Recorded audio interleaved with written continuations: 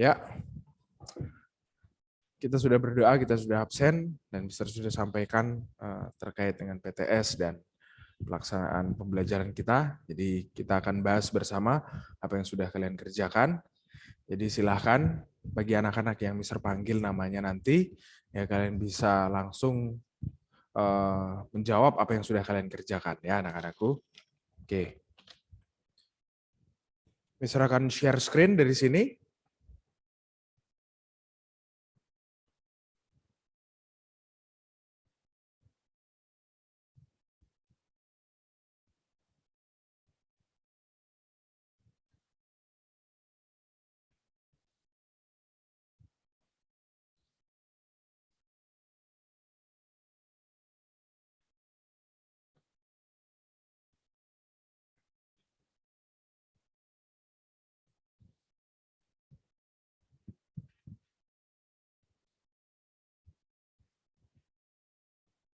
Sebentar ya.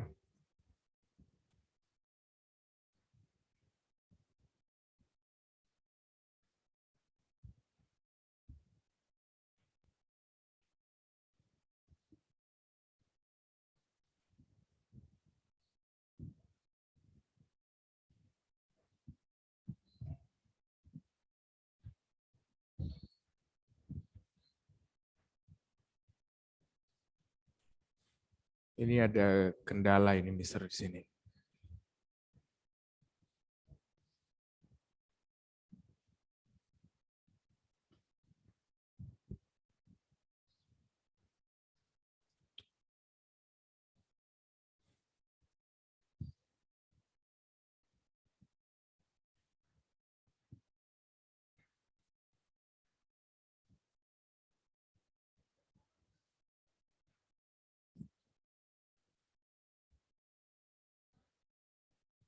Ya. Oke. Baik. Wah, masih sama.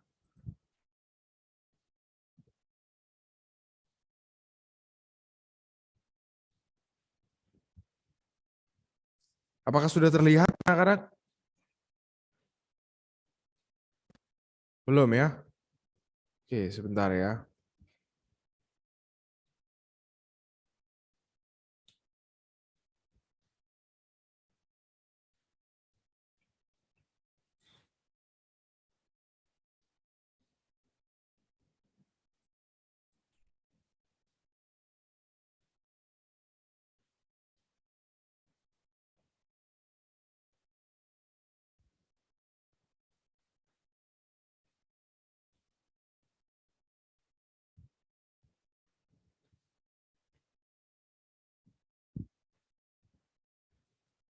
Oke, sebentar ya anak-anak.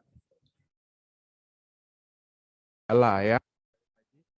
Jadi Mister agak kesulitan untuk membuka file, tapi nantinya bisa ya diusahakan.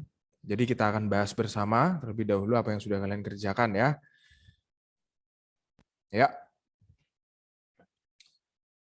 Mister awali dari soal pertama. Mister minta kesediaan dari Wina. Halo Wina.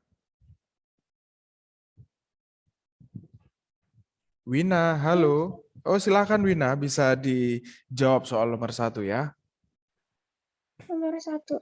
Kerjasama diartikan sebagai segala aktivitas yang bertujuan mendapatkan keuntungan bersama. Pernyataan tersebut menunjukkan arti kerjasama berdasarkan ilmu. B. Iya, benar sekali ya. Ilmu ekonomi ya. Memiliki pengertian segala aktivitas yang dilakukan bersama-sama dengan tujuan mendapatkan keuntungan bersama ya. B ya. Oke. Selanjutnya nomor 2. Setelah Wina, Mister minta kesediaan dari Ide Bagus. Halo Ide Bagus. Ide Bagus, halo.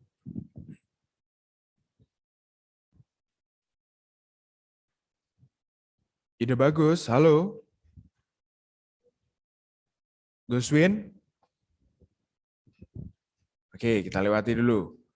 Kemudian Mister minta kesediaan dari Brilia. Halo Brilia. Iya, silakan nak. Bisa dijawab soal nomor 2. Perhatikan unsur-unsur berikut. 1. Aktivitas bersama. 2. Dilakukan secara terpadu. 3. Mencapai tujuan tertentu. Unsur-unsur tersebut merupakan bagian dari pengertian kerjasama yang dikan oleh C. Iya, benar sekali Brilia ya. Yang disampaikan oleh M. Kusnadi ya, C untuk nomor 2. Terima kasih Brilia. Ya, selanjutnya nomor 3. Mister beralih lagi kepada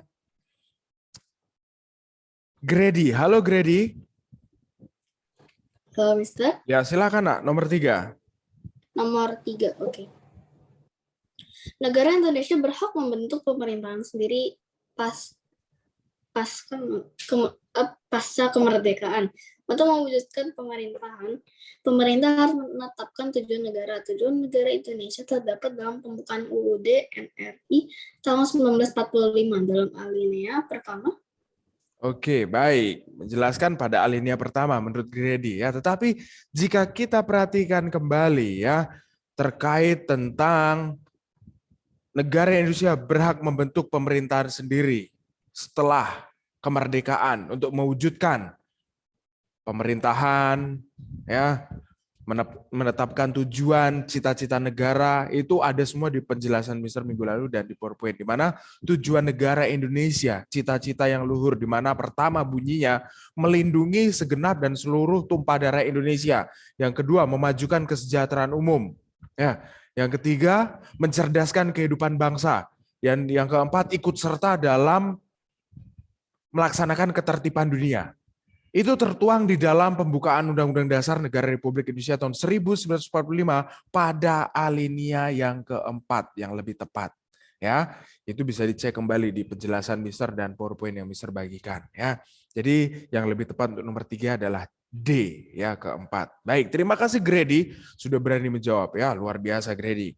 Selanjutnya setelah Grady, Mister minta lagi ada Vanessa. Halo Vanessa. Vanessa, halo.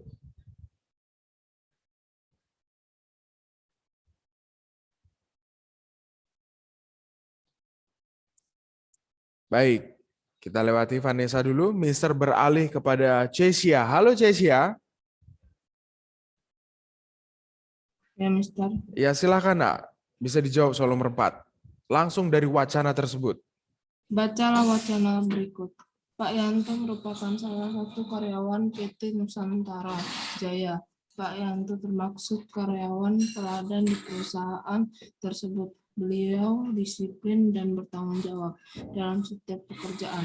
Sikap tersebut ditunjukkan bukan untuk mencari penghargaan dari perusahaan, tetapi beliau memiliki loyalitas tinggi terhadap perusahaan.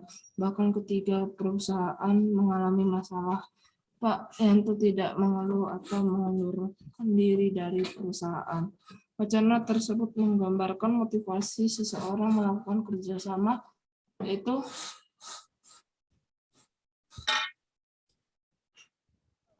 C. Oke, kepatuhan terhadap kekuasaan ya. Tetapi jika kita lihat kembali wacana di atas, di mana beliau disiplin dan bertanggung jawab dalam setiap pekerjaan, ya. Kemudian di mana sikap tersebut ditunjukkan bukan mencari penghargaan dari perusahaan, tetapi beliau memiliki loyalitas yang tinggi. Bicara loyalitas berarti bicara tentang kesetiaan. Ya, jadi yang lebih tepat untuk nomor 4 adalah kesetiaan terhadap perusahaan. B, ya. Jadi untuk nomor 4 yang lebih tepat adalah B, ya. Oke, terima kasih Cesia sudah berani menjawab. Luar biasa Cesia. Setelah Cesia, Mister beralih lagi ya untuk soal nomor 5. Mister minta kesediaan dari Brina. Halo Brina. Halo, Mister. Iya, silakan Nak. Bisa dijawab soal nomor 5.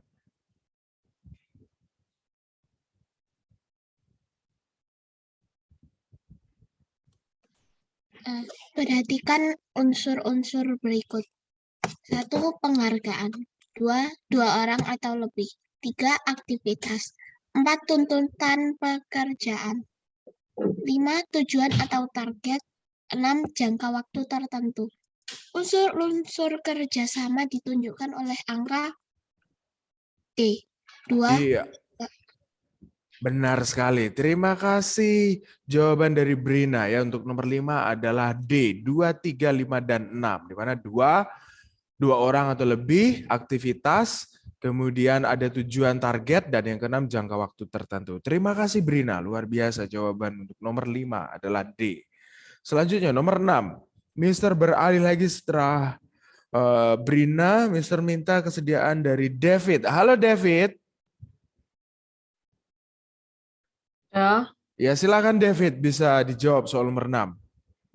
tujuan negara Indonesia dalam pembentukan UUD NRI tahun 1945 akan tercapai apabila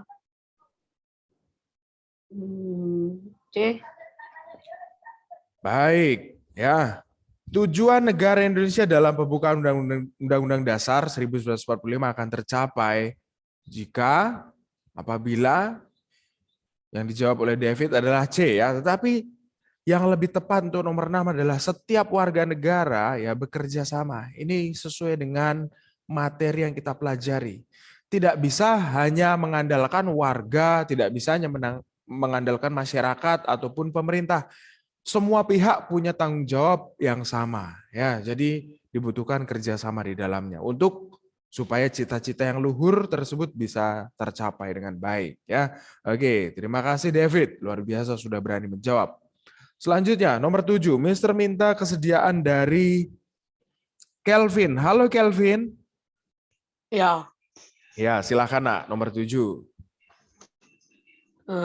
Sebagai makhluk ciptaan Tuhan, manusia tidak bisa hidup sendiri. Manusia selalu membutuhkan orang lain dalam menjalani kehidupannya.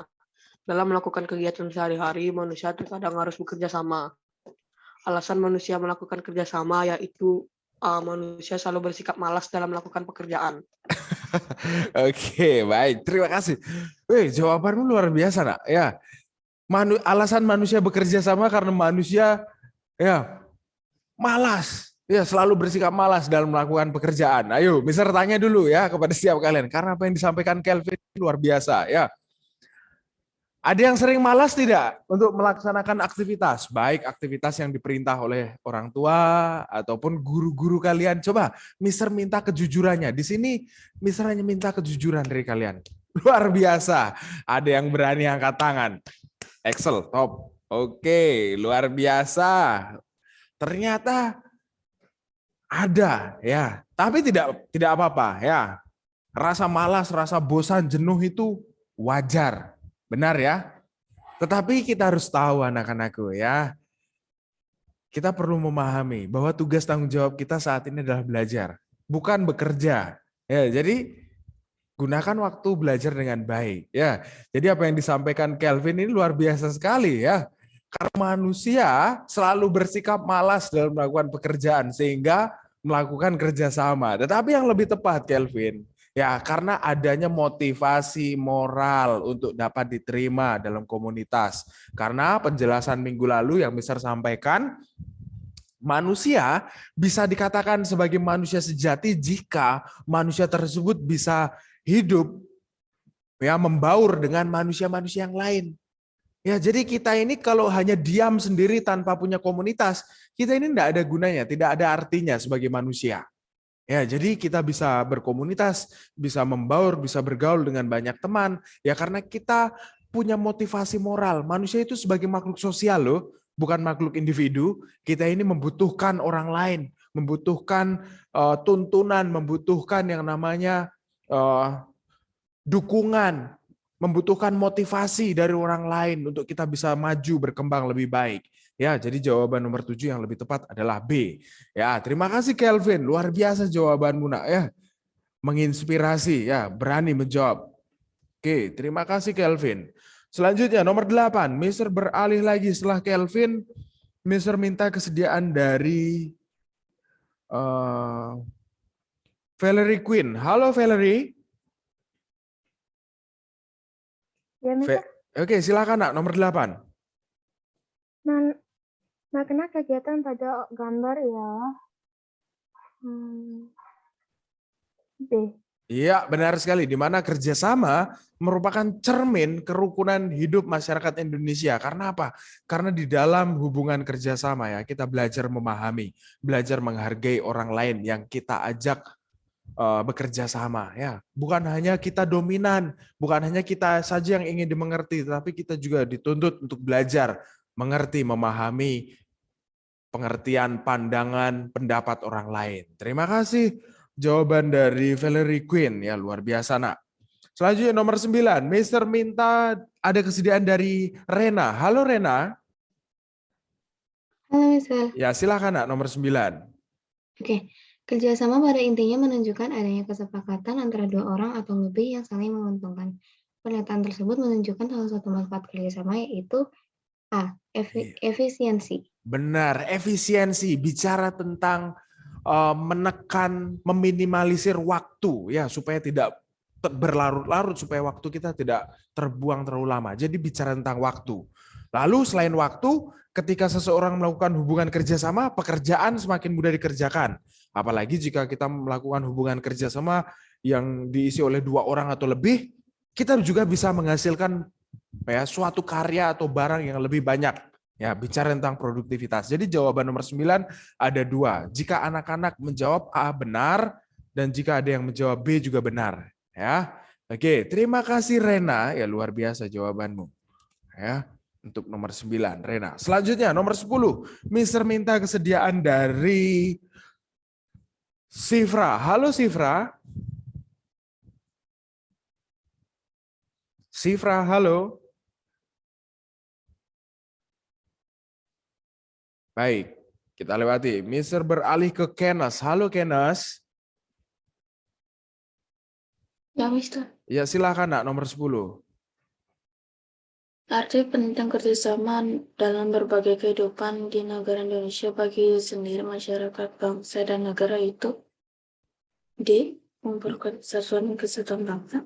Benar sekali, Kenas. Ya, jadi arti penting dari kerjasama ya di dalam kehidupan negara Indonesia bagi diri sendiri, masyarakat, bangsa, dan juga negara adalah memperkuat persatuan dan kesatuan. Ya, di tengah keberagaman kita bisa membaur, kita bisa berkumpul, berkomunitas bersama, akan semakin kuat kita sebagai bangsa yang majemuk. Ya, terima kasih Kenas. Jawabanmu benar sekali untuk nomor 10 adalah D. Ya, silahkan anak-anak, kalian bisa hitung jumlah benarnya dan bisa akan panggil, kalian bisa sampaikan ya. Setelah itu kita akan beralih ke materi pembelajaran selanjutnya. Oke.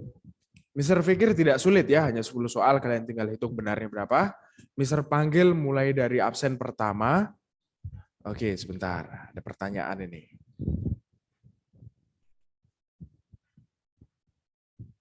Oke, jawaban nomor 1 ya. Nomor 1 itu B. Nomor 2 C. Nomor 3 D. Nomor 4 B. Dan nomor 10 tadi adalah D. Ya. Oke. Baik. Mister awali dari Brilia. Halo Brilia. Ya, benarnya berapa nak? Benar semua. Baik, terima kasih. Lalu ada Cesia. Baik, Cesia. Lalu ada David. Benar, 8.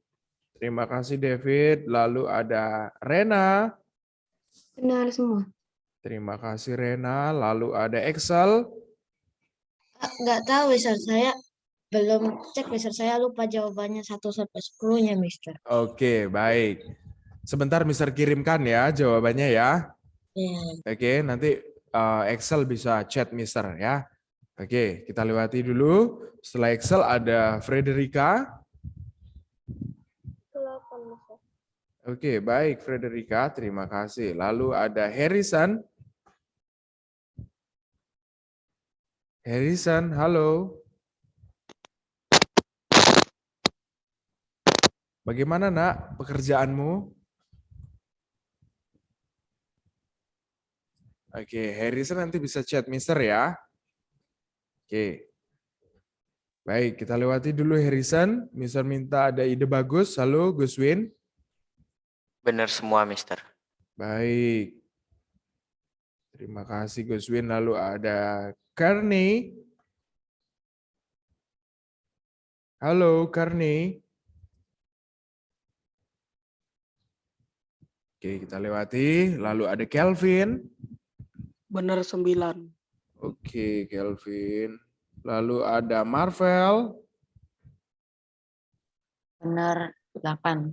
Baik. Lalu ada Grady. Benar 7.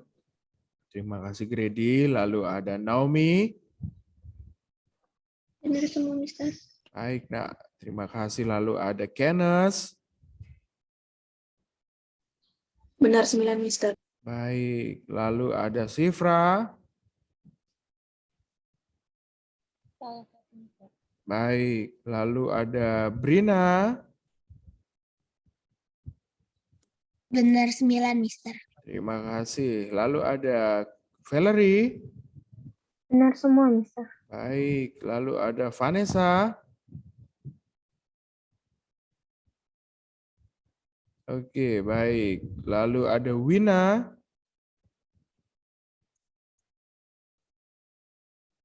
Wina, halo.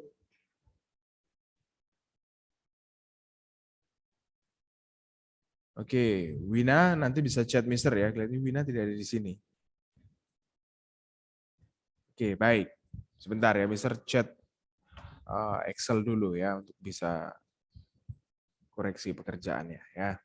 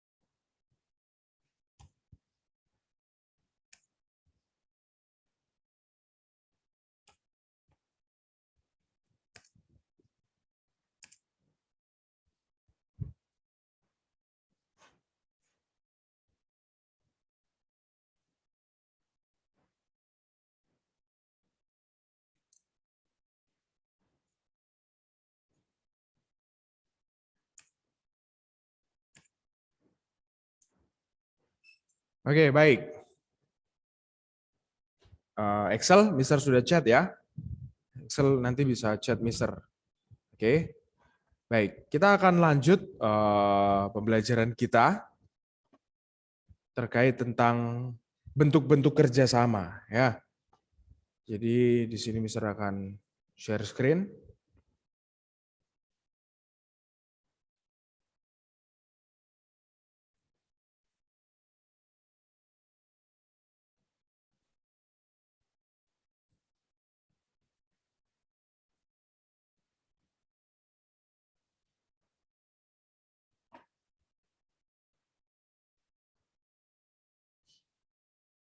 Oke, terima kasih Excel.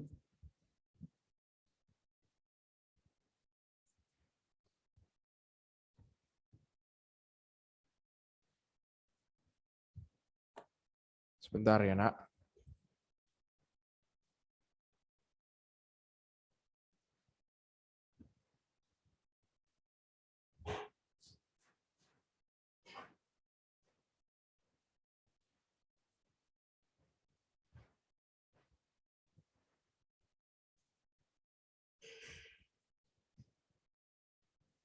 Ya, kalian sudah lihat di sana ya. Ini adalah materi pembelajaran kita saat ini terkait tentang bentuk-bentuk kerjasama dalam berbagai bidang kehidupan. Mister tanya dulu kepada setiap kalian, ya. Coba kalian perhatikan dulu, ya gambar ini, ya. Oke, stop. Ada yang tahu gambar tersebut Orang-orang tersebut melakukan aktivitas apa? Coba. Satu anak boleh bicara?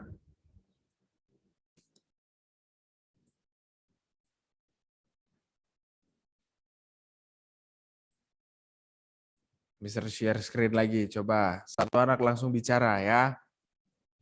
Ini aktivitas apa anak-anakku? Kelas 7C. Tarik Tarik tambang. tambang.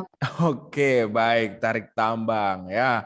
Di mana tarik tambang salah satu aktivitas yang membutuhkan yang namanya kerjasama. Bukan hanya tarik tambang, olahraga lainnya juga membutuhkan kerjasama dalam tim seperti sepak bola, bola basket, bola voli, ya itu membutuhkan kerjasama yang benar-benar baik tentunya untuk bisa memenangkan kompetisi, ya untuk menghasilkan gol-gol yang lebih daripada lawan yang ada, ya itu. Begitu juga tarik tambang tadi ya yang Mister berikan perumpamaan. Kerjasama seperti itu juga di dalam kehidupan kita. Tanpa adanya kerjasama, ya dengan siapapun, ya kita tentunya akan kesulitan untuk menyelesaikan beberapa penugasan, beberapa pekerjaan yang membutuhkan campur tangan, dukungan orang lain. Ya, dijelaskan di sana, kalian bisa perhatikan. Nah, di mana kerjasama ya anak-anakku adalah suatu kegiatan yang dilakukan bersama-sama oleh sekelompok orang yang memiliki pertama tujuan. Ya. Jadi tidak sembarang orang menjalin hubungan kerjasama. Mereka tentunya akan mencari seseorang yang punya tujuan yang sama. Untuk kita bisa berani berkomitmen menjalin hubungan kerjasama untuk dapat menyelesaikan setiap tugas dengan baik dan mendapatkan keuntungan bersama. Itu. Dijelaskan lebih lanjut, di mana jika kita lihat bentuk-bentuk kerjasama tersebut meliputi bidang sosial politik, ekonomi, pertahanan, dan juga keamanan, serta agama. Nah, bagaimana perwujudan kerjasama dalam bidang sosial politik, ekonomi, pertahanan, dan keamanan, serta agama dalam negara? Pertanyaan buat kalian. Nah, Presiden Republik Indonesia saat ini siapa namanya? Ada yang tahu tidak?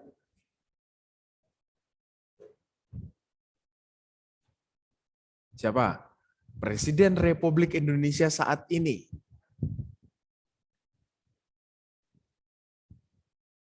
Siapa presiden kita?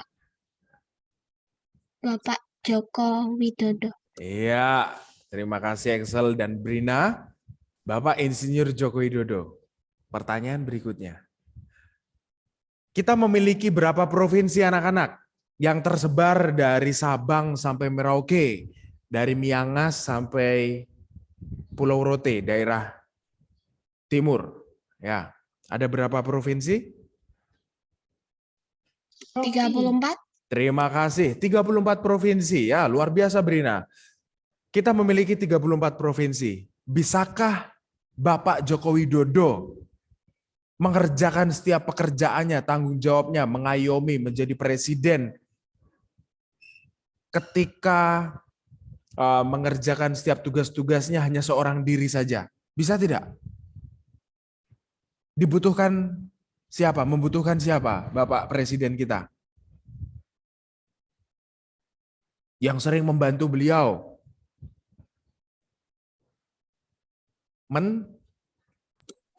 Menteri. Ya, pertanyaannya, siapa menteri perekonomian kita? Ayo, siapa menteri perekonomian kita? Ya, hari ini kita belajar tentang hubungan kerjasama loh, kerjasama dalam bidang sosial, politik, ekonomi, ya, kemudian pertahanan dan agama. Pertanyaannya, siapa menteri ekonomi kita? Coba kalian boleh searching di internet ya, Mister tidak batasi kalian untuk mencari informasi ya. Kalian boleh cari ya supaya kita memahami. Baik, terima kasih Rena ya. Luar biasa Rena juga ikut menjawab tadi ya. jumlah provinsi kita adalah 34. Ya, pertanyaannya siapa Menteri Ekonomi kita?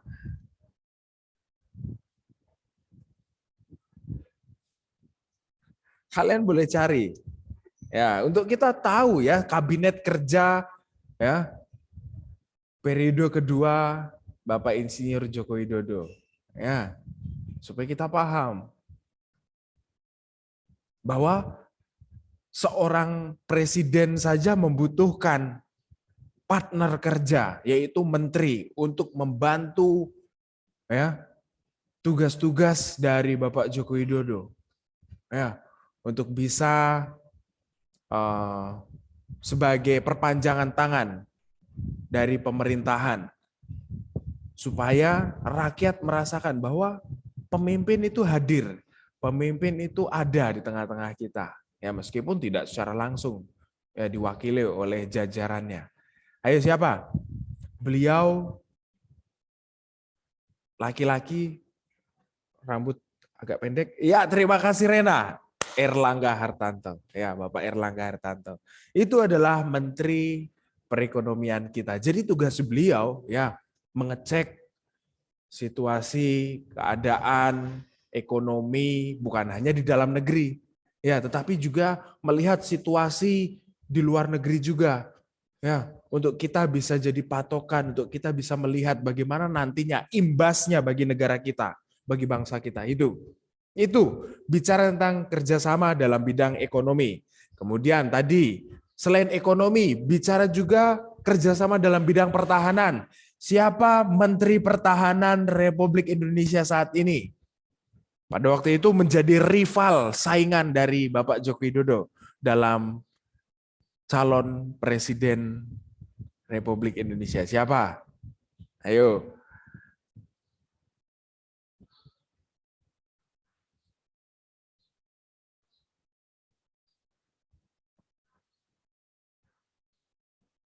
Ayo siapa? Bapak Menteri Pertahanan kita. Dulu pernah jadi lawan saingnya Bapak Joko Widodo loh. Dulu pernah jadi lawannya, sekarang jadi partner kerjanya. Ini berkaitan dengan pembelajaran kita. Ya, mengapa beliau-beliau berani bersatu? Oke, terima kasih Rena, Bapak Prabowo Subianto. Ya, beliau dulunya pernah menjadi lawan. Tetapi karena beliau sadar ya mementingkan kepentingan umum, mementingkan kepentingan bangsa dan negara, beliau mengalah ikut menjadi kabinet kerja periode kedua Bapak Joko Widodo. Ya, itu. Dan yang terakhir, bukan hanya kerjasama dalam bidang sosial ekonomi, politik, pertahanan, ada juga kerjasama dalam bidang agama. Ayo siapa Menteri Agama kita? Ya, beberapa minggu yang lalu beliau selalu dikritik keras oleh kelompok radikal Islam garis keras. Ayo siapa?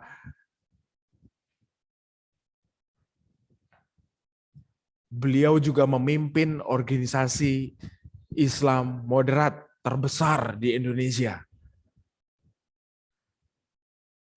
Organisasi yang beliau pimpin adalah Nahdlatul Ulama. Ayo siapa nama beliau? Menteri Agama kita, ayo. Ini terkait loh dengan pembelajaran kita dalam hubungan kerjasama ini. Kalian boleh cari di internet, boleh. Mister minta seperti ini supaya kalian memahami, ya, mengetahui. Baik, Emi, terima kasih Bapak Yakut Koil Komas. Ya, beliau adalah Menteri Agama kita yang saat ini sangat-sangat disegani dan sangat-sangat dihormati oleh seluruh kalangan. Ya, tidak, ya, tetapi dibenci oleh kalangan-kalangan garis keras, ya, karena beliau berani mendobrak, berani melawan, ya, kelompok-kelompok yang ingin merongrong kedaulatan bangsa kita. Ya, dijelaskan lebih lanjut, kita bisa lihat bersama, ya. Di bagian pertama bicara tentang kerjasama dalam bidang sosial politik, ya. Coba ingat kembali sila keempat. Ya, di mana sila keempat menegaskan kepada kerakyatan yang dipimpin oleh hikmat kebijaksanaan dalam permusyawaratan perwakilan. Di mana sila keempat di dalam Pancasila merupakan landasan dasar kehidupan sosial politik dari masyarakat Indonesia. Ya, bahwa sekali lagi masyarakat kita ya sudah paham, sudah memahami bahwa diri kita adalah makhluk sosial. Kita saling memerlukan, kita saling membantu, kita saling membutuhkan satu dengan yang lain. Ya, di mana dijelaskan di sana, sila keempat di dalam Pancasila menegaskan bahwa bangsa Indonesia, kita ini bangsa Indonesia, ya, akan menerapkan kebijaksanaan dalam permusyawaratan perwakilan. Sila tersebut mengandung unsur kebijaksanaan, permusyawaratan, dan juga adanya perwakilan. Contoh, ketika di suatu tempat, di suatu daerah, ya, terdapat fasilitas negara yang kurang memadai atau kurang lengkap. Tadi dijelaskan di sana bahwa mengandung unsur kebijaksanaan permusyawaratan dan perwakilan. Ya. Apakah masyarakat seperti kita ini bisa langsung menyampaikan pendapat kita, suara kita kepada istana, kepada presiden? Bisa tidak? Coba, menurut kalian bisa tidak kita secara langsung bicara kepada penguasa, kepada presiden, menyampaikan masalah yang terjadi di sekitar, di daerah kita? Contoh kecil saja, masalah jalanan yang rusak. Bisa tidak kita langsung bicara kepada presiden, menyampaikan pendapat tersebut? Menurut kalian bisa tidak? Coba beri pendapatmu.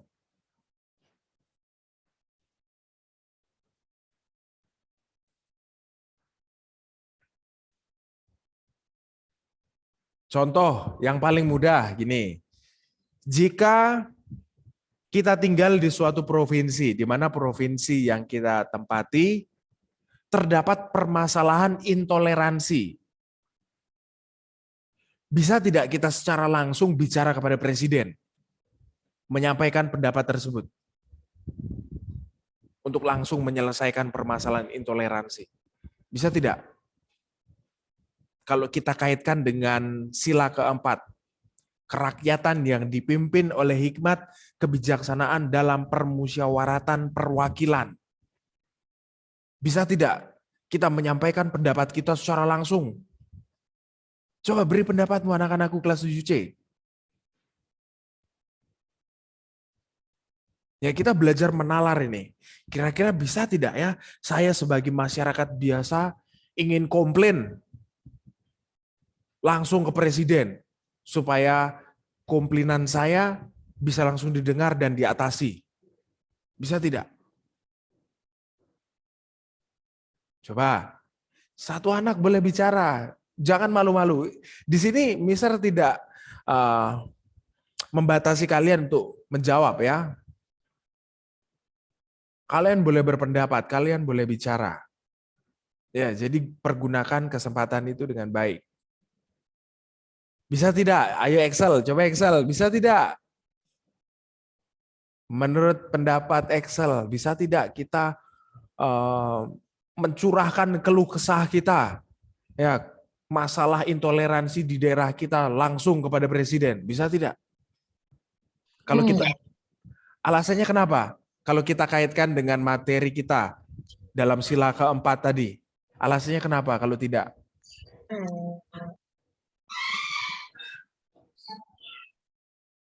Alasannya kenapa? Coba beri pendapatmu. Di sini Brina sudah memberikan pendapatnya, luar biasa. Coba Excel, jawab dulu Excel. Menurut Excel, tidak, itu benar. Alasannya kenapa? Karena Kalau dikaitkan dengan sila keempat tadi, karena apa?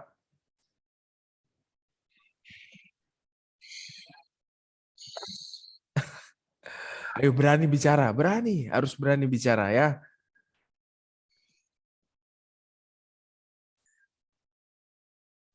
Oke, Mister tunggu jawabanmu ya. Di sini Mister sampaikan dulu jawaban dari Brina ya. Mungkin bisa, tapi lebih baik dengan orang tua ya, ada yang mendampingi. Ya, masyarakat sekitar atau pemerintah setempat. Ya, yang lebih tepat, ya, kita bisa menyampaikan, ya, tetapi tidak secara langsung. Benar juga yang disampaikan oleh Excel. Tidak bisa, Mister, kita menyampaikan pendapat kita langsung kepada Presiden. Ingat, apa yang disampaikan kedua teman kalian benar, ya.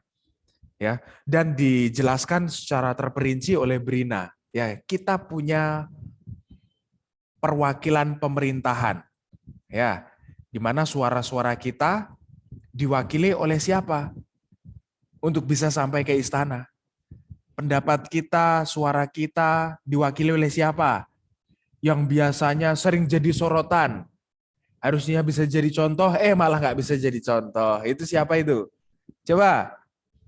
Yang mewakili suara rakyat. Ayo, siapa itu? Kalian pasti tahu.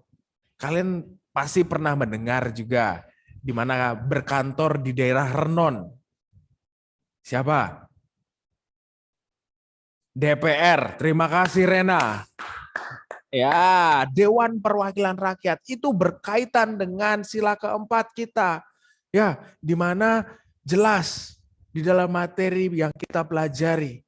Ya, kerakyatan yang dipimpin oleh hikmat kebijaksanaan dalam permusyawaratan perwakilan. Ya, jadi suara-suara kita ini tidak bisa kita sampaikan langsung kepada istana, kepada presiden. Harus melalui perwakilan yang ada di daerah, seperti pendapat dari Brina, seperti apa yang disampaikan oleh rekan kalian tadi, Rena, ya, yaitu DPR, Dewan Perwakilan Rakyat, daerah, Dewan Perwakilan Rakyat, yang mewakili suara-suara kita untuk bisa sampai ke istana. Ya. Oke, terima kasih Excel sudah melengkapi. Ya, jelas ya. Jadi seperti itu anak-anakku ya. Selanjutnya, selain itu, kata hikmat dalam sila keempat berarti susunan negara Republik Indonesia yang berkedaulatan rakyat. Hendaknya didasarkan pada nilai-nilai ketuhanan, kemanusiaan, persatuan, permusyawaratan, dan juga keadilan. Sebagaimana dikehendaki oleh Undang-Undang Dasar Negara Republik Indonesia tahun 1945. Jadi jelas ya, kita ini punya wakil yang nantinya akan merangkum, yang akan mewakili suara-suara kita untuk bisa sampai ke istana. Ya, yaitu DPR. Ya. Di mana anggota DPR punya wewenang, punya tugas sebagai perpanjangan tangan rakyat. Ya. Untuk bisa menyuarakan apa yang rakyat inginkan. Perubahan seperti apa yang rakyat mau. Itu. Ya, karena rakyat juga jelas di sini. Rakyat berdaulat. Ya. Berkedaulatan rakyat. Rakyat ya punya kekuasaan, punya wewenang untuk memilih kepala negara, dan rakyat juga punya wewenang untuk melengsarkan kepala negara jika dianggap tidak bisa mengenyam, tidak bisa melaksanakan, ya lebih tepatnya melaksanakan ya setiap tugas dan tanggung jawabnya dengan baik. Itu rakyat juga punya wewenang, tentunya diwakili oleh DPR. Ya, seperti itu. Dijelaskan lebih lanjut sedikit lagi, di mana di bagian kedua ada kerjasama dalam bidang ekonomi. Di mana kerjasama timbul apabila individu atau kelompok memiliki kepentingan dan tujuan yang sama tentunya. Di mana kerjasama dapat terjadi dalam bidang ekonomi, misalnya bekerja sama dalam memenuhi kebutuhan hidup. Ya, di mana kerjasama dalam kehidupan ekonomi juga diatur di dalam pasal 23A dan 33 ayatnya yang pertama. Di dalam pembukaan Undang-Undang Dasar, di dalam Undang-Undang Dasar 1945.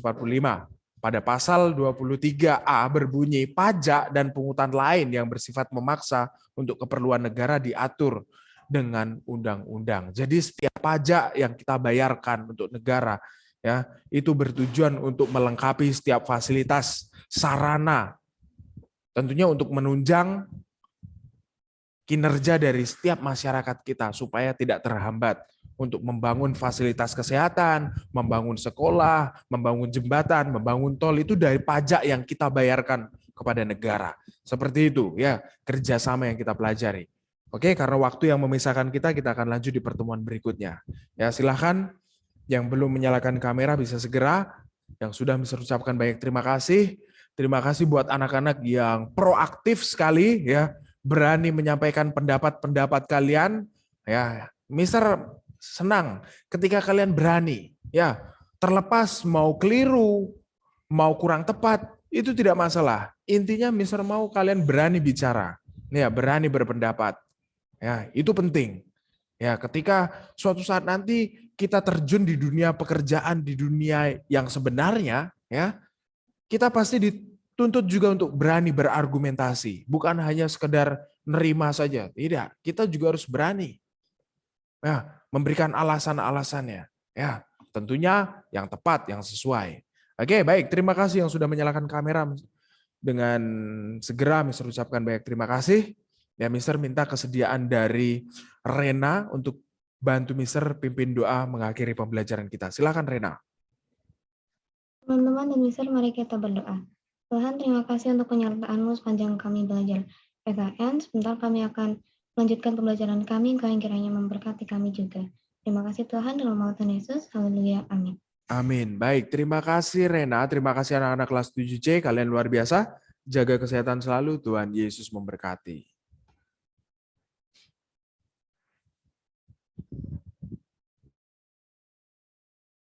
Genius edit. Yes, that's a genius editing. They're like, wow. And speeches from different people. If you guys noticed, it's not only from one person, the speech, it's from many different people. So he took like audios from different types of, oh, wow, incredible. I love the violinist though, the Lindsay Sterling, that's her name. She's amazing. She's amazing. Okay, so I have a question for you guys. So since our unit is about what is your vision of life in the future, I want to ask you guys, what do you think will happen or improve in the future? Like, what do you think will happen or what do you think will improve in the future? Anyone wants to say something about that? Brilliant says technology. Yes, obviously, technology will definitely increase or advance the people. Okay, want to explain that more, Grady? What do you mean by people? So like technology comes from people, and the more technology will like grow, that means the people, every people, like not every people, but if technology grows, technology was built by humans, so that means humans will also grow, and some of the humans will have much higher IQ, and they could actually make something more crazier than technology. Wow. Okay. Wow. You're thinking that far. That's really cool. Yes. So yes, IQ increases as technology advances. Okay. Let me see. I would love to do a research on that. I would love to do a research on whether or not, because of the advancement of technology, people are demanded to be smarter than they are. Imagine before, guys. Before it was probably just books, and now you guys have to be technology savvy. You guys have to know how Zoom works, and you guys have to understand how things work. When things has error, you guys have to figure out how to fix it, right? Because it's the demands in your school, right? So that's something. That would be cool if someone does research on that. Whether as technology advances, the demand of higher IQ increases, that'll be a cool thing to research on. All right. Okay. Naomi, education. What do you think will happen in education? What do you think will improve?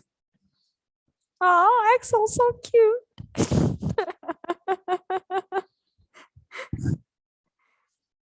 Oh, being kissed by the dad.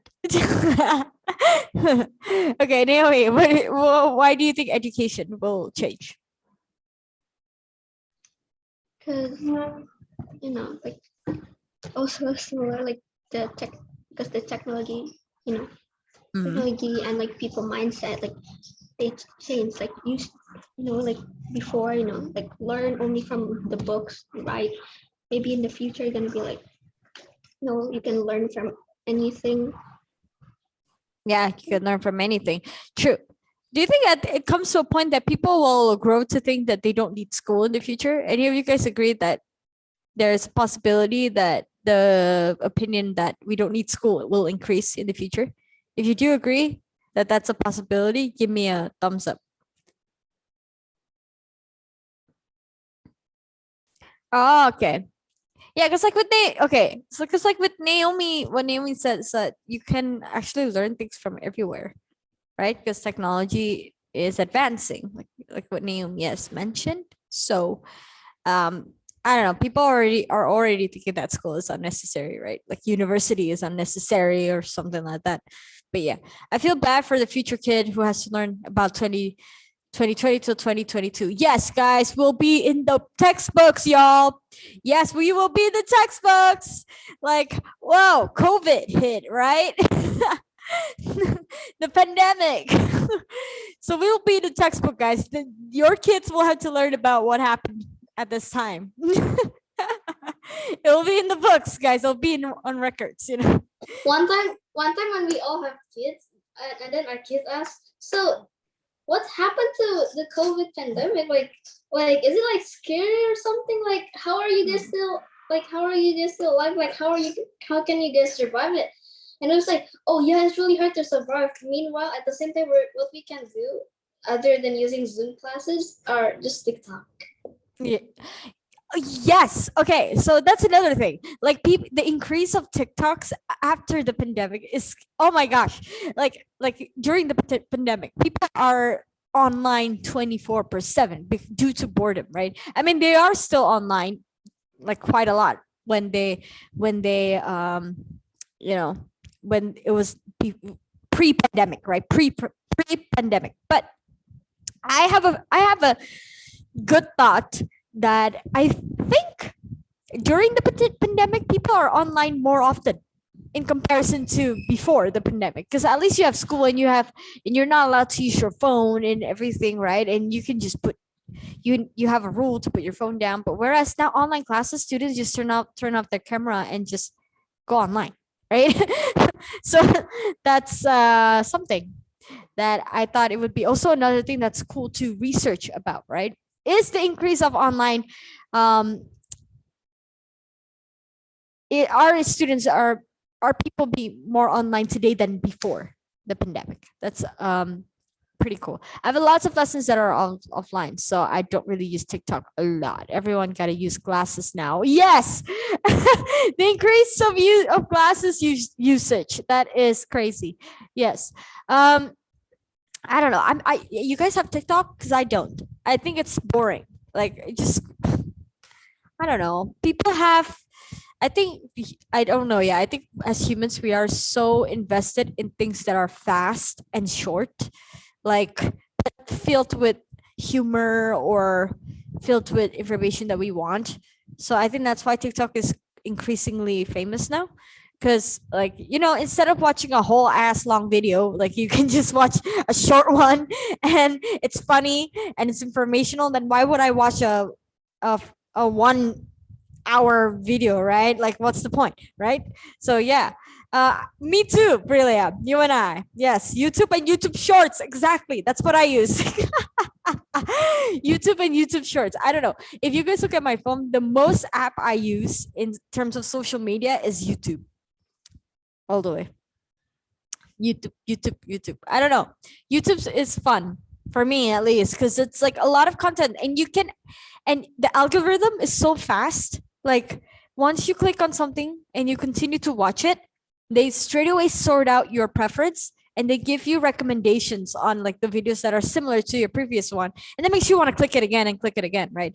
Of course. Any of you have watched The Social Media Dilemma on Netflix? Give me a thumbs up if you've watched The Social Media Dilemma. No one? You guys have to watch it. Really.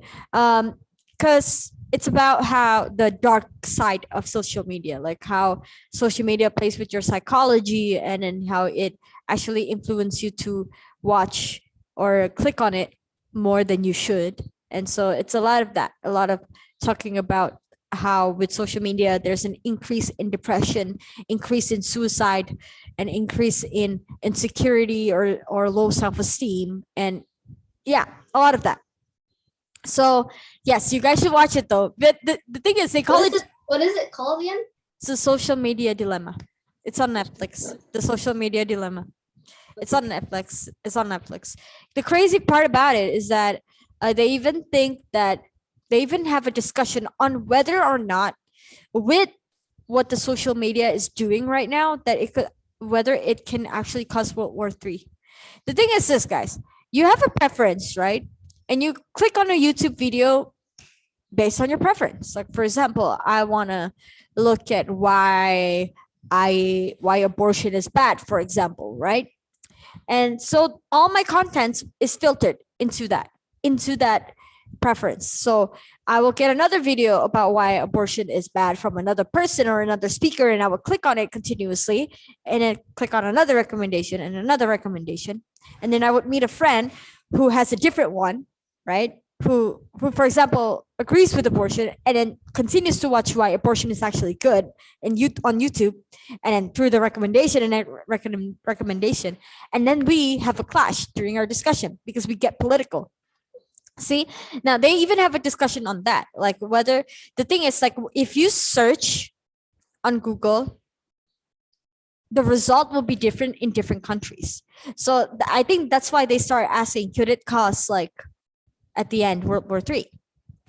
Because of the information that is so much distributed differently and based on preferences, that can it cause a lot of things. It's already causing a lot of, in the US at least, it's already causing a lot of societal chaos because people have two different views, and they started disagreeing with each other so much that they become very disunited. So yeah, it's already happening in that sense. So then they start asking, okay, so now what about if it's already happening in society, the more it can happen between countries, right? So yeah, they have that discussion. So I think it's a pretty interesting thing. The reason why it's called dilemma, because there's a good side of it. Business, that is, and it's actually harmless, right? People think it's harmless, but you don't know, right? You don't know. So yeah, it's a lot. If it's already causing society within a country like that, then imagine between countries, right? So that's why it's called the social dilemma. It's the social dilemma. Yeah, that's what it's called. The social dilemma. It's on Netflix. You guys can watch it. It will blow your mind. But I have to admit, guys, it is dramatized, obviously, because it's a documentary, and of course you're going to dramatize several things. So keep in mind, be objective, okay? If you guys are curious, maybe look, do your further research on it, whether it's true or not, so you guys just don't blindly believe it. But yeah, it opened my eyes so much. I've been killing babies since I was a teenager. My sister, 2022. Yes, your sister literally gave me that example sentence during a previous class. During my class, I was like, wow, okay. She gave an abortion example, which is, yeah. But do you guys find it fascinating how, like, the YouTube recommendations or things that you watch about politics, about policies, actually is causing diversity between society? Like, isn't that pretty interesting? Right? Like, people are drawn to watch the things that are within their beliefs, and they are not open-minded to watch the other side. That's why I always make sure when it comes to politics, I always look at both sides. Watch both sides, not only one. It's always good to be balanced. Yeah. It's pretty interesting, isn't it? Yeah. The Social Dilemma. It's one of my favorite documentaries so far. Yeah. All right. Let's move on to wow, it's already 11 past 5. Okay. 5 past 11. Oh my gosh. Okay. Right. Let's look at the academic words. Yeah. Page 304 and 305.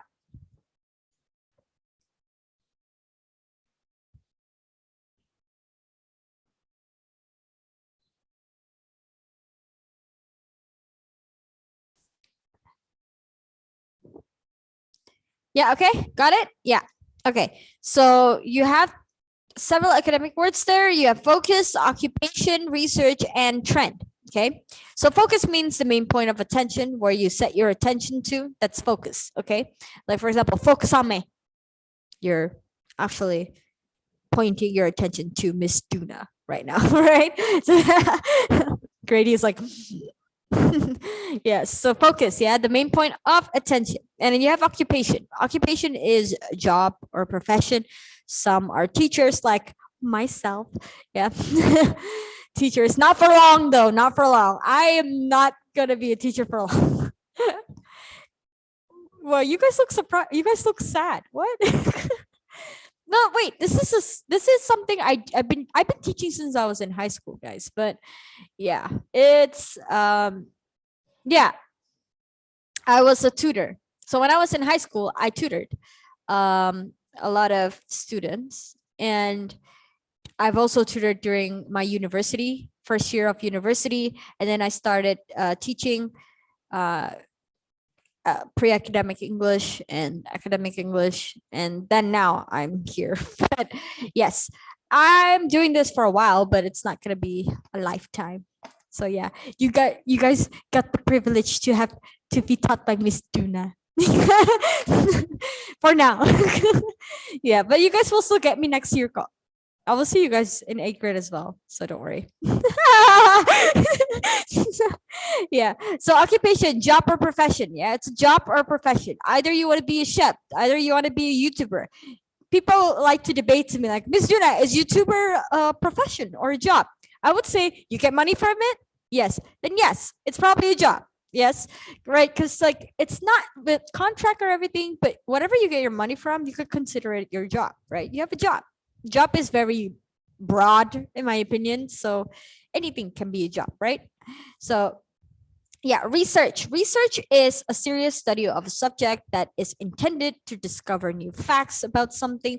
So when you want to do research, you want to find new facts about something. Either you want to find a correlation between two things, or you want to make a case study about something, about a particular topic. That is called research. Okay, there's a lot of things. I actually have a list of things I want to do research on, and one of them is whether or not students right now are younger students right now are far more critical than the students in previous angkatan. Like I'm pretty curious to see the gradual difference between critical thinking between like your generation, like right now, because even for a 7th grader, guys, when I was in 7th grade, I barely see a student like you guys. My classmates just sit down and smile, and that's what I did too. I mean, I had so many questions in my head, I just don't say it. But yeah, but you guys are far more critical than like the most critical students I've ever had, actually. So that's why I'm curious to find a research about that, right? Any of you guys want to research something?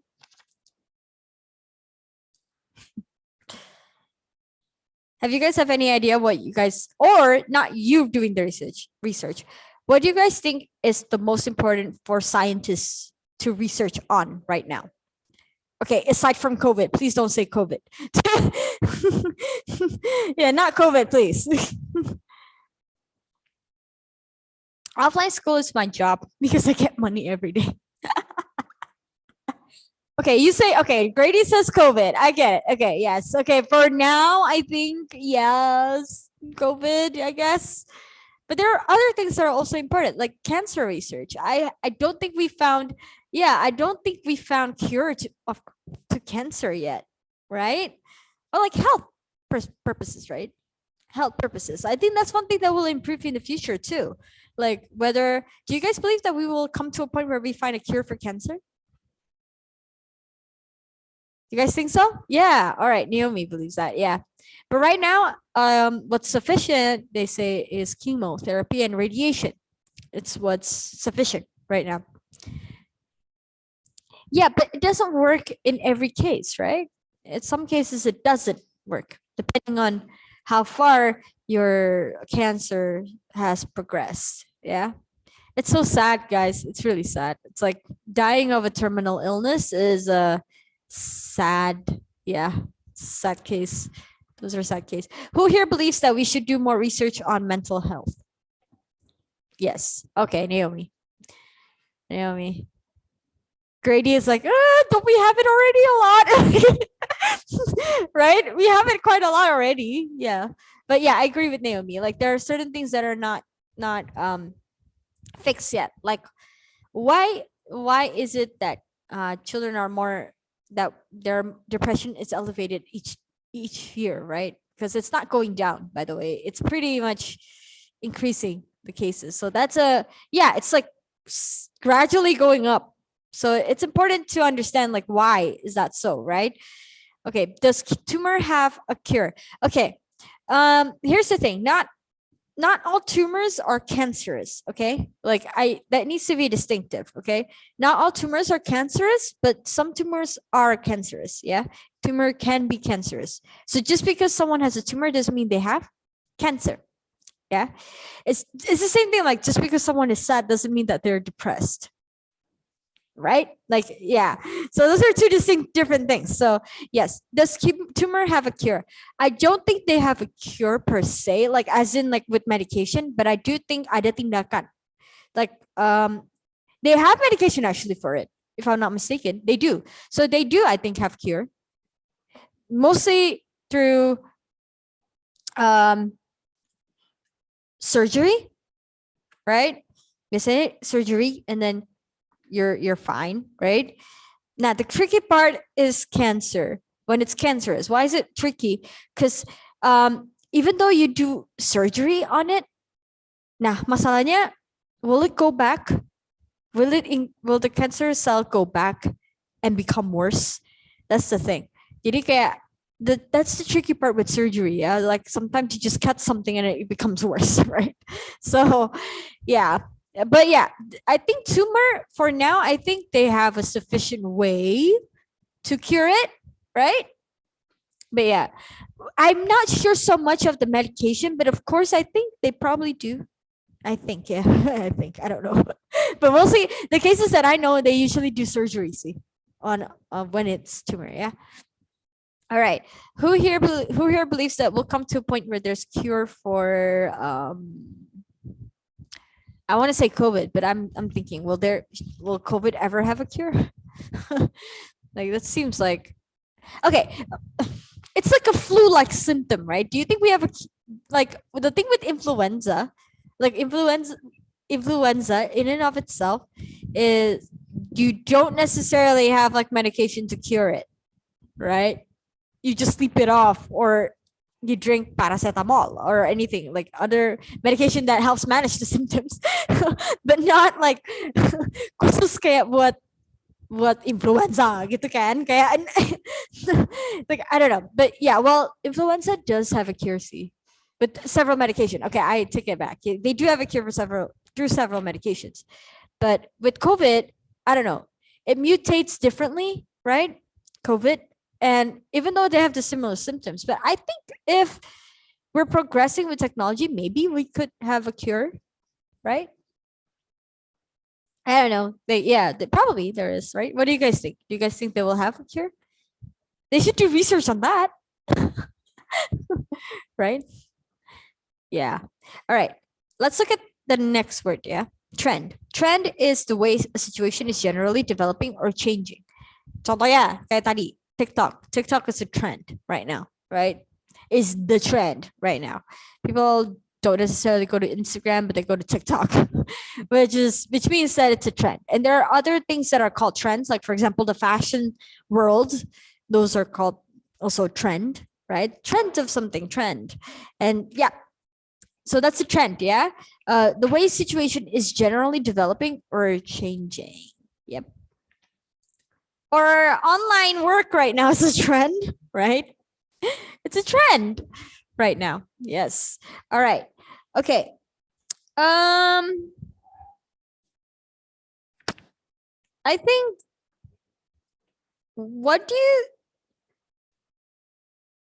okay, wait. Okay. Name me the occupation that you would like to have in the future. So occupation that you like to take in, that you like to do in the future. Netflix and TikTok is the whole pandemic. Yeah, no, I'm not gonna lie. That's kind of true. That's all I do during the pandemic. Netflix, TikTok. No, wait, no, except for TikTok. Netflix, YouTube. Netflix, YouTube.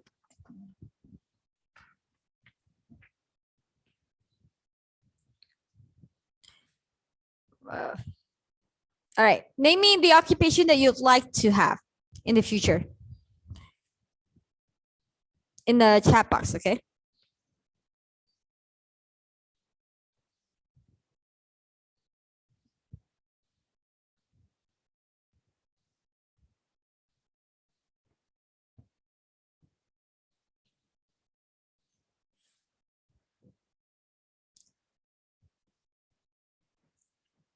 Being able to stream. Okay, Naomi, you want to be a psychiatrist?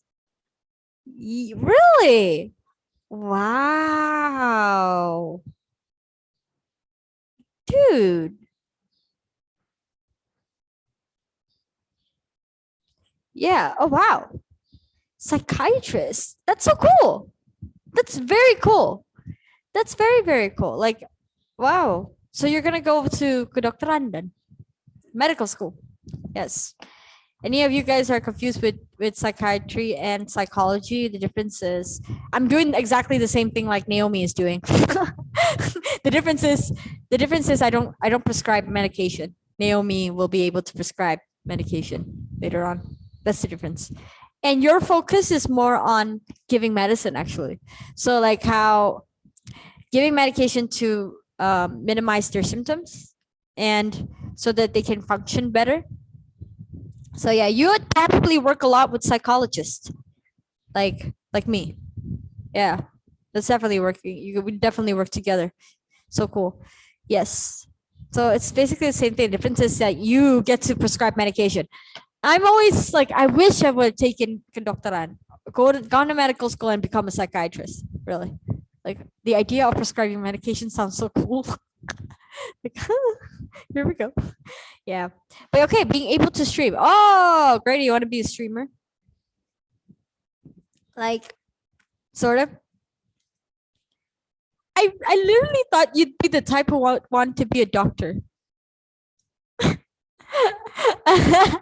or I already swore in my life that I will never take medical school, and the reason why, because it took so long. True. Yeah, medical school takes about like 4 years, and then you have like 2 to 3 years of course, right? And then you become a doctor. Like my mother's friend, I don't know what doctor she is, but she ever took care of me one day, and she told me that she need to take a medical school for like almost 7 years to become a doctor. Yeah. And 7 years is almost like the whole like almost my little brother's like whole life. Yes, it's going to take really long. Well, Grady, I have to study for 6 years. I'm in my 4th year, so I still have like 2 years to go. 6 years, yeah. Me 6 years, because 4 years of university of S1 and then 2 years of probably like S2. I have to get S2 in order to become a psychologist. So like I have to have 2 years, like 1 year of theory, another year of practice, and I have to like take like prakteknya harus sekitar 560 jam in total. Yeah. And then board exam. So in order to become licensed. 6 years, Grady. So that's like hell, that's like your brother's whole life. Currently, yeah, it takes dedication. I agree with you. If you're not the type who likes to study or who's dedicated to study, then don't do it. Really, don't. You'll be stressed. You'll regret it. You won't be happy. You'd be going around and around. At least when you want to be a doctor, make sure you want to be a doctor. You know, like be sure, because otherwise, I feel bad for the money that you put out to pay for the medical school, and yet you hate it. Like, right? It's sad. It's really sad. So yeah. All right. Our time is almost up. Oh my gosh. Okay. So all right. Yeah, but our class is until 11:30. All right. Okay. Next is word study. Okay. Spelling how do you pronounce that? Diphthongs? O-I and O-U. All right. So you have words that spelled with O-I, and then really is spelled with O-I. Yeah. So for example, coin, boil, voice, points. Yeah. Points. And you have words that has the O-I sound, but it's spelled with O-Y. So for example, joy, enjoy, toy, right? And you have words with O-U, but it's spelled with O-U. So for example, ground, O-U-N-D, yeah? Ground, found, shout, round, right? And then you have words with O-U sound, but it's spelled with O-W. So now, down, town, right? Yeah. All right. So if you have no questions for the academic words and the word study, give me a thumbs up. Yes. Okay. Awesome. Awesome. Awesome. Awesome. Awesome. Awesome. Amazing. All right. Okay. Now let's hurry. Go to the grammar. We actually have 4 grammar for this unit. If you look, there's like 4 pages of grammar for this unit. But since I cannot explain everything because of our time, I'll probably explain just one, and then I'll continue it for the next class for the other one. Okay. Right. Transitions. Grady, don't be too happy. Okay. At least turn off your camera when you're happy. Okay. Okay. It hurts my heart, Grady. No, I'm just kidding. Okay. I get it. I would do that too. Yes. No grammar. Then why are you teaching it, Miss Tuna? Well, I love grammar, guys. You know, I used to love grammar, but sometimes I do understand that it can be frustrating. So if you don't study as much grammar, it's kind of liberating. I can understand that. Yeah. Transitions. So transitions are words or phrases that connect 2 ideas. Remember that. Okay. Page 314, people. 314. So transitions are words that are used to connect 2 ideas. What are the examples of transitions? For example, the word also, furthermore, as a result, thus, and consequently, right? So yes, yeah, transitions, they are used to add information, to show contrast, and to show cause and effect. Okay, so where a transition usually connects 2 sentences or independent clauses together. Yeah. So yes, so you have the word also and furthermore. And when you want to show cause and effect, you can use the transition words such as a result, therefore, thus, and consequently. Yeah. All right. So let's see if you guys can let's try the practice A. Okay. Circle the best transition words to complete each sentence. Miss, what does thus mean? Thus is the same thing as showing a result. Yeah. So, for example, Miss Juna loves studying. Thus, she spent 6 years studying in university. Yeah. So that's an example. Okay, that's an example. All right. Okay. Okay. Let's see. Number 1, he's moving to Poland. Thus, he's studying Polish. What about number 2? He plays sports after school. What would be the correct transition words to complete that sentence? Anyone?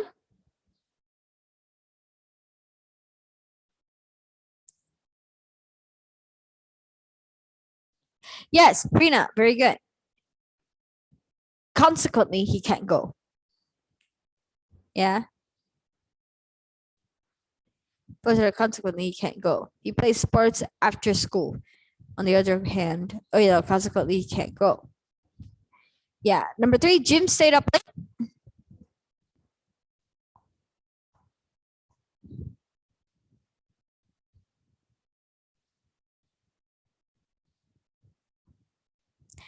Yeah, as a result, he was tired. Any of you guys stay up late?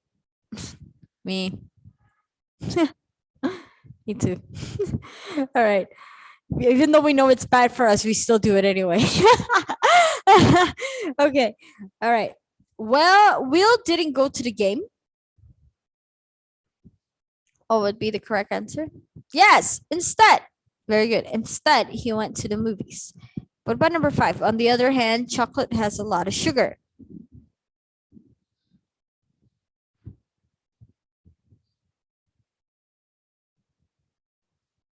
On the one hand, chocolate has a lot of sugar. Thus, it tastes so good.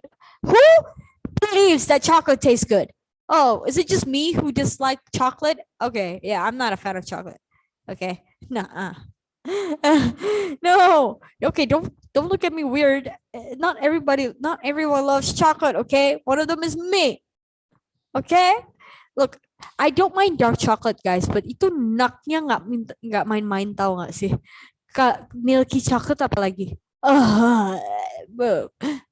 It's like, oh no, the Duff chocolate. Have you guys ever tried the Duff chocolate? No, right? Apalagi tuh yang no, I don't like any type of chocolate unless it's dark. And itu pun dikit aku makannya dark chocolate. Another Silver Queen. I remember I used to like Silver Queen. Or Snickers, Snickers. Any of you guys like Snickers? Oh yeah, Axel likes Snickers. Yeah, Snickers are very with that rip Snickers. Oh, rest in peace. Yeah, aku udah jarang lihat. It's so sad. It's so sad. No Snickers. Any of you guys like Silver Queen? Ada yang suka Silver Queen? Okay, Naomi suka Silver Queen. Ini Grady pasti sukanya yang mahal-mahal ya coklatnya. So I ever tried a Silver Queen once, and it's like the hazelnut one, and I hate it because there's more amounts of the hazelnut than the chocolate. Yeah. That's why I don't really like Silver Queen. Yeah. Any of you guys know why it is banned all around the world? This is actually the first time I've heard about this, that Snickers is banned all over the world. Really? Why is it banned? No, so yesterday I was watching my dad play basketball, and after he finished playing, so we went to Indomaret and buy some ice cream, snacks and stuff, and I saw Snickers, a lot of them. Yeah. I think oh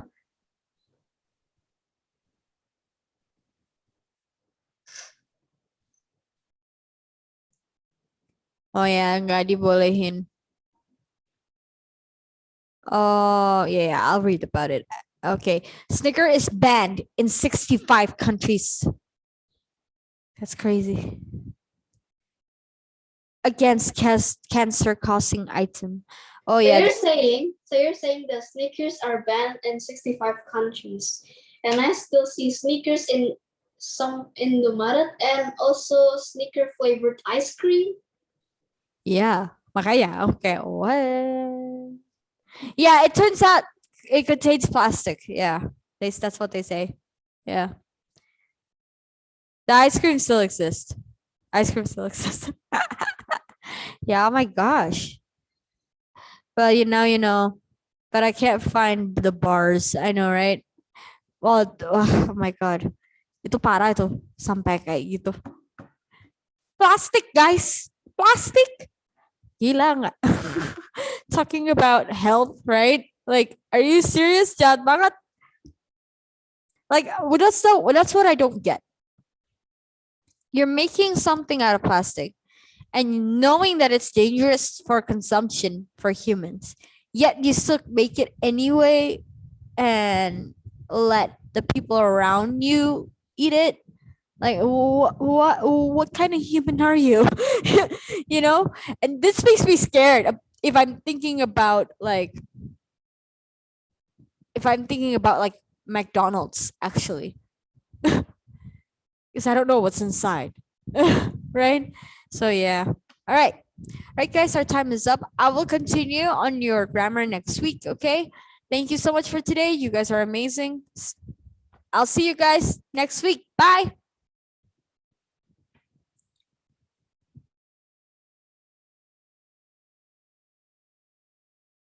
Tuhan Yesus, terima kasih banyak atas hari ini kami bisa belajar dengan baik dan sekarang kami akan melanjutkan pembelajaran kami yaitu IPS dengan latihan soal. Kiranya Engkau memimpin dan mendahului, Engkau memberkati menolong kami agar kami bisa mengerjakan latihan soal dengan baik. Terima kasih Tuhan Yesus, di dalam nama Tuhan Yesus Kristus kami berdoa dan mengucap syukur. Haleluya, amin. Baik anak-anak, tepat di jam 11.40, silakan semua login ke LMS-nya masing-masing. Semua login ke LMS-nya masing-masing. Silakan cari topiknya kehidupan masa praaksara, masa Islam, Hindu, Buddha, dan Kristen. Di situ sudah ada latihan soal 1 bab 4. Ada yang sudah ketemu? Di topik kehidupan masa Hindu, Buddha, dan seterusnya, itu ada latihan soal 1 bab 4. Siapa yang sudah ketemu? Langsung saja. Oke, Guswin. Unmute saja, langsung sampaikan. Oke, ada Kenneth juga. Ya, Valerie. Nah, oke Rena. Bagi yang sudah menemukan, Rina juga, silakan langsung mulai mengerjakan latihan soalnya ya anak-anak. Yang belum tolong segera menyusul karena waktu kita terbatas itu hanya 30 menit. Jadi ada 15 soal pilihan ganda dengan waktu 30 menit. Miss Irma harap satu soal bisa dikerjakan 2 menit ya. Sebisa mungkin tidak buka buku. Silakan mengerjakan. Kalau ada pertanyaan silakan ketikkan di kolom chat. Ya, selamat mengerjakan.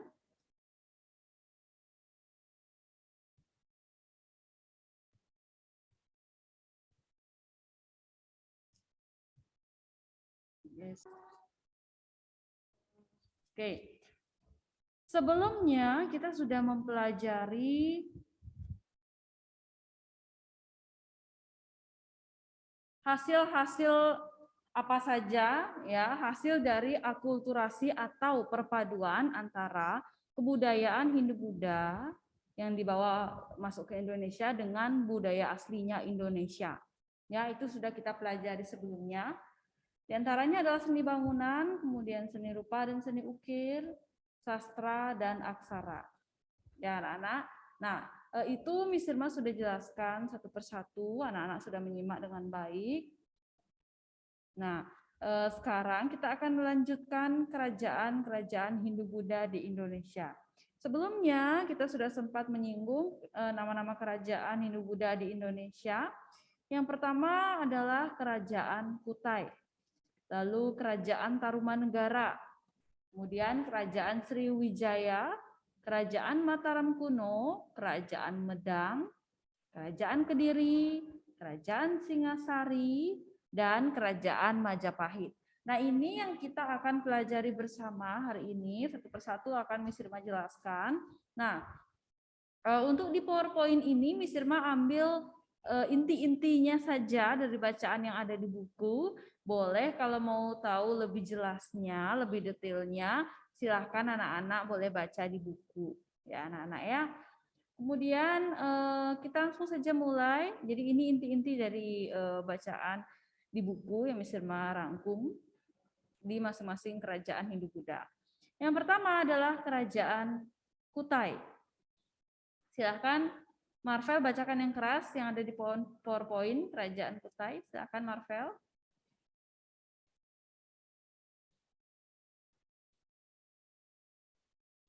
Marvel? Halo Marvel, dengar suara Miss Irma?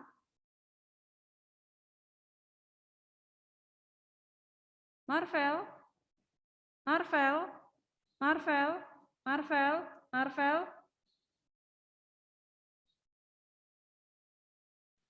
Oke, Karni, silakan Karni.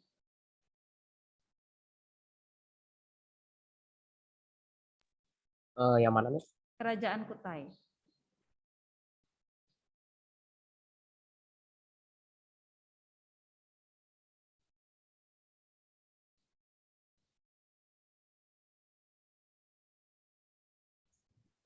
Ini yang di PPT-nya dari mana, Miss? Ya, Karni? Ini yang baca di mana, Miss? Yang di PowerPoint Karni. Karena Miss Irma nggak bisa share screen ini, ada kendala. Oh, saya nggak bisa buka PowerPoint-nya, Miss. Saya lagi nge-lag soalnya. Oh gitu. Oke, kalau gitu Miss Irma ke Rena.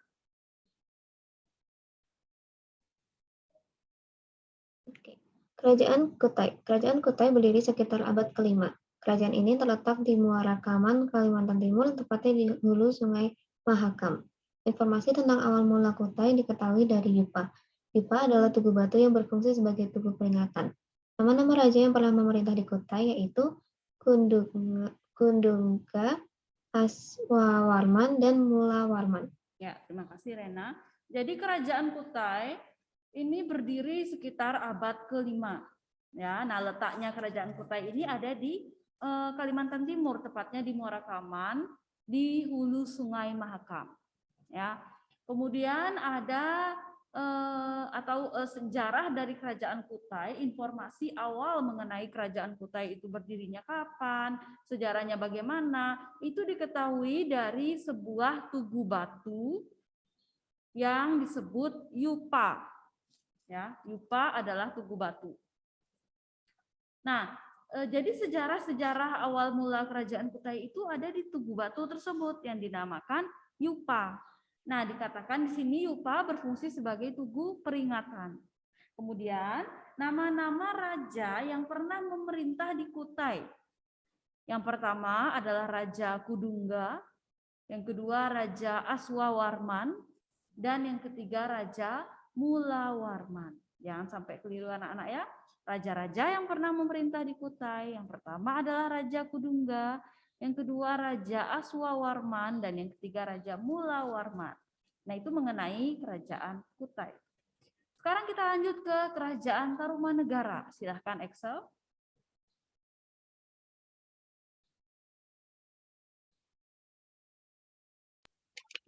Yang mana, Mi? Kerajaan Tarumanegara. Sebentar.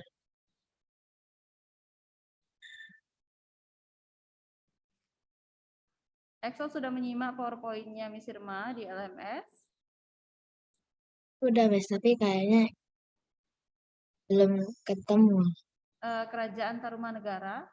Oke, Excel sambil mencari kerajaan Tarumanegara, nanti selanjutnya baru Excel. Tarumanegara kan, Miss? Oh, iya, udah ketemu? Sudah. Ya, silakan. Berdasarkan sumber-sumber tersebut, dapat diperoleh gambaran mengenai kehidupan masyarakat Tarumanegara. Mata pencahariannya adalah bertani dan berdagang. Raja yang terkenal dari kerajaan Tarumanegara adalah Purnawarman. Ia dikenal sebagai raja yang gagah, berani, dan tegas. Ia juga dekat dengan para Brahmana dan rakyatnya. Ya, kerajaan Tarumanegara. Kerajaan Tarumanegara itu mata pencarian penduduknya atau masyarakatnya adalah dengan bertani dan berdagang. Ya, kemudian raja yang paling dikenal di kerajaan Tarumanegara adalah Raja Purnawarman. Ya, nah raja tersebut dikenal sebagai raja yang gagah berani dan tegas. Selain gagah berani dan tegas, Raja Purnawarman itu juga dekat dengan para Brahmana dan juga rakyatnya. Ya, itu mengenai kerajaan Tarumanegara. Selanjutnya kerajaan Sriwijaya. Silahkan Kenneth.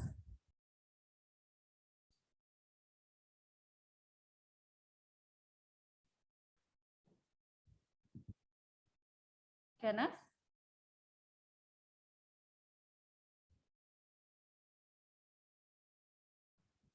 Kenneth ada di tempat? Ya, Miss. Ya, silakan bacakan mengenai kerajaan Sriwijaya.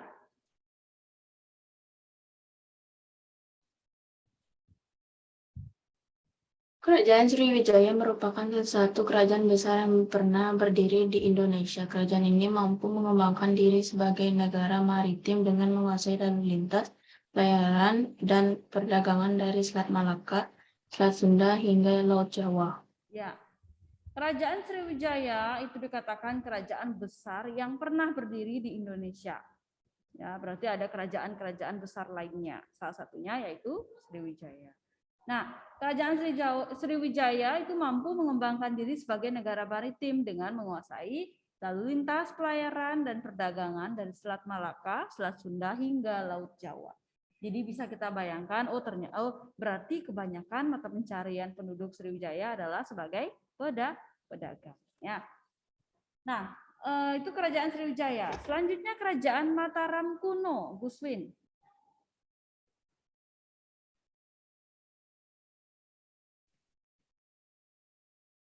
Guswin?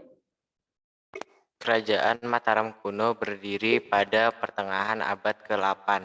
Kerajaan ini diperintah oleh dua dinasti, yaitu dinasti Sanjaya yang beragama Hindu dan dinasti Sailendra yang beragama Buddha. Sumber sejarah kerajaan Mataram kuno diperoleh dari prasasti peninggalannya. Ya. Kerajaan Mataram kuno. Kerajaan Mataram kuno berdiri pada pertengahan abad ke-8. Nah, kerajaan Mataram kuno itu diperintah oleh dua dinasti. Jangan lupa anak-anak ya. Pertama, dinasti Sanjaya yang beragama Hindu. Kedua, dinasti Sailendra yang beragama Buddha. Ya, kemudian sumber sejarah dari kerajaan Mataram kuno itu diperoleh dari prasasti peninggalannya. Kalau kerajaan Kutai, sumber sejarahnya dari sebuah yupa atau tugu batu.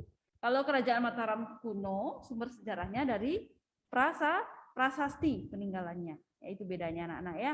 Itu kerajaan Mataram kuno. Selanjutnya kerajaan Medang. Silahkan Leo.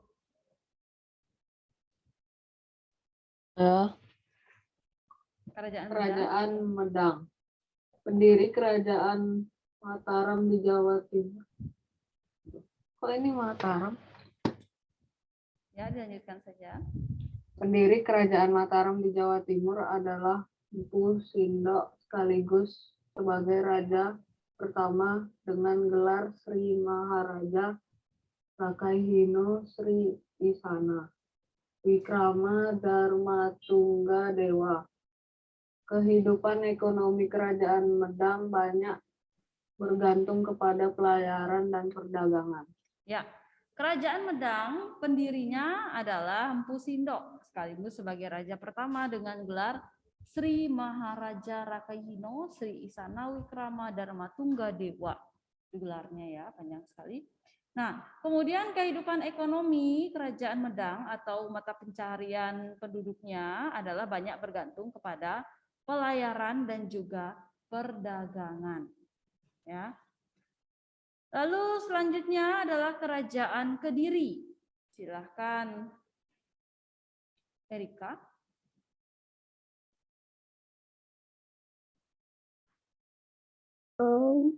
Ya, silahkan kerajaan Kediri. Misalnya kerajaan Kediri berawal dari pembagian kerajaan oleh Airlangga menjadi Janggala dan Panjalu Kediri.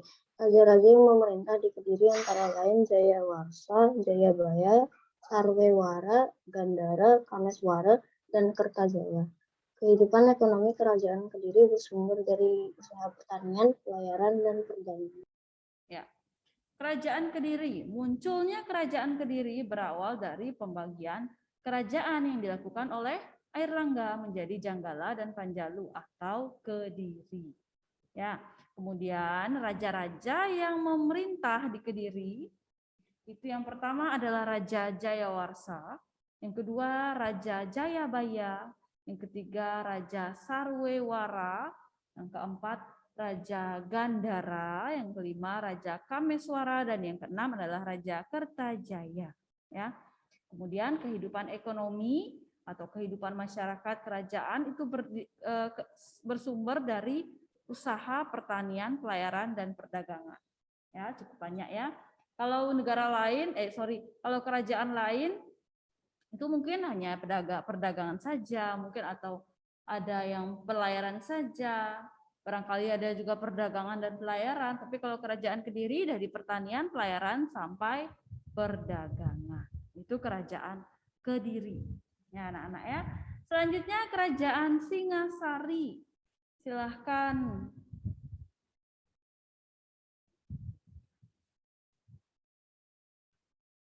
Silahkan Naomi. Kerajaan Singasari. Kerajaan Singasari sebuah kerajaan Jawa Timur yang didirikan oleh Ken Arok pada tahun 1012. Miss Irma enggak dengar suaranya Naomi. Yang lainnya dengar suara Naomi? Suaranya kecil, Miss. Oh, suaranya kecil. Bisa dikerasin, Naomi? Kerajaan Singasari. Kerajaan Singasari sebuah kerajaan di Jawa Timur yang didirikan. Miss Irma nggak dengar suaranya Naomi. Sorry, Naomi. Maaf ya, Miss Irma nggak dengar. Kecil sekali.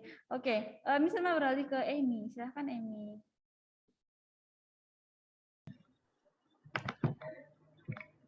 Kerajaan Singasari. Kerajaan Singasari sebuah kerajaan di Jawa Timur yang didirikan oleh Ken Arok pada tahun 1222 Masehi. Kerajaan Singasari mencapai puncak kejayaannya pada masa pemerintahan Kertanegara. Kehidupan ekonomi kerajaan Singasari bersumber dari pertanian dan perdagangan. Ya, terima kasih. Kerajaan Singasari itu merupakan sebuah kerajaan di Jawa Timur. Pendirinya adalah Ken Arok, ya, didirikan pada tahun 1222 Masehi. Dikatakan di sini puncak kejayaannya dari kerajaan Singasari itu pada masa pemerintahan Raja Kertanegara, bukan Raja Ken Arok, ya. Lalu kehidupan ekonomi kerajaan Singasari atau masyarakatnya, ekonomi masyarakatnya bersumber dari pertanian dan perdagangan. Itu mengenai kerajaan Singasari. Selanjutnya terakhir kerajaan Majapahit, silakan Brina. Kerajaan Majapahit. Majapahit adalah sebuah kerajaan di Jawa Timur yang berdiri dari sekitar tahun 1293 Masehi. Kerajaan Majapahit dianggap sebagai kerajaan Hindu-Buddha yang terbesar dalam sejarah Indonesia. Kerajaan Majapahit mencapai puncak kejayaan pada masa Hayam Wuruk yang memerintah tahun 1350 sampai 1389 Masehi. Dalam bidang ekonomi, Majapahit berkembang menjadi negara agraris dan negara maritim. Ya, terima kasih. Kerajaan Majapahit ini merupakan kerajaan di Jawa Timur yang berdiri dari sekitar tahun 1293 Masehi. Nah, kerajaan Majapahit itu juga dianggap sebagai kerajaan Hindu-Buddha yang terbesar dalam sejarah Indonesia. Ya, kerajaan Majapahit puncak kejayaannya itu pada masa Hayam Wuruk, ya, yang memerintah di tahun 1350 sampai 1389 Masehi. Kemudian dalam bidang ekonomi, Majapahit berkembang menjadi negara agraris dan negara maritim. Jadi ingat anak-anak ya, kerajaan Majapahit ini dianggap sebagai kerajaan Hindu-Buddha yang terbesar dalam sejarah Indonesia. Ya, nah itu mengenai kerajaan Majapahit. Untuk pertemuan berikutnya kita akan mempelajari peninggalan-peninggalan masa Hindu-Buddha. Itu ada apa saja, ya anak-anak ya. Jadi pertemuan hari ini kita cukupkan sampai di sini. Nanti di pertemuan berikutnya kita akan mempelajari apa saja peninggalan-peninggalan pada masa Hindu-Buddha. Ya, hari ini happy weekend. Sampai ketemu di hari Senin. Tetap semangat, tetap jaga kesehatan. Tuhan Yesus memberkati. Dadah semuanya. Bye, Miss. Thank you. God bless you. God bless you.